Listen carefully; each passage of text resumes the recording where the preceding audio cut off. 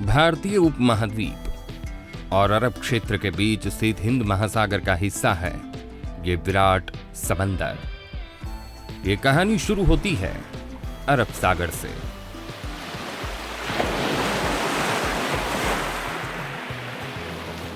पहले बात 14वीं सदी की करें तो पुर्तगाल के नाविक वास्को डी गामा के भारत आने के बाद यूरोप में बड़ा बदलाव आया, क्योंकि वास्को डी गामा अपने साथ जहाजों में भर भर कर भारतीय मसाले ले गया था।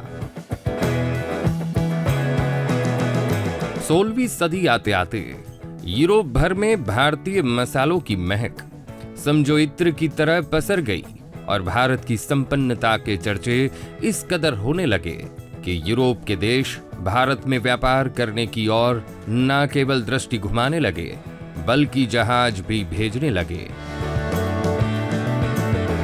24 अगस्त 1608 गुजरात के सूरत तट पर आया था ईस्ट इंडिया कंपनी का पहला जहाज, जिसका नाम था हेक्टर।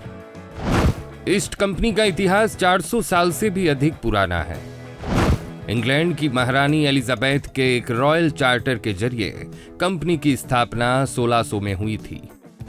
1607 में कंपनी का जहाज हेक्टर 1600,000 किलोमीटर से अधिक की यात्रा कर इंग्लैंड से भारत पहुंचा था।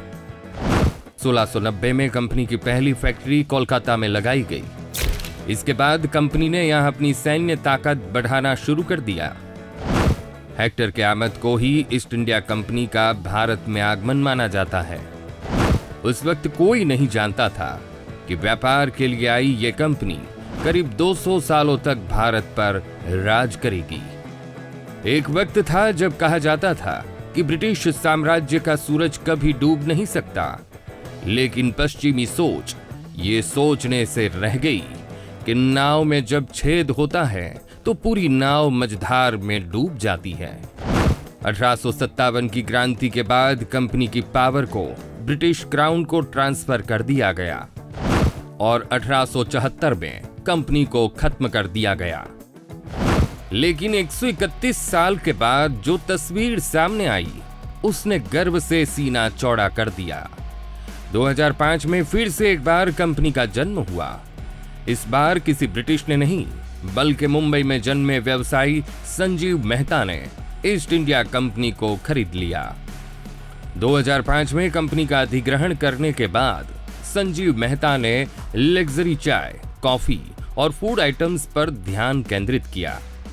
कंपनी की वेबसाइट पर उपलब्ध जानकारी के अनुसार कंपनी चाय, जिन, कॉफी, चॉकलेट, बिस्किट व लग्जरी गिफ्ट हैम्पर तैयार करती है।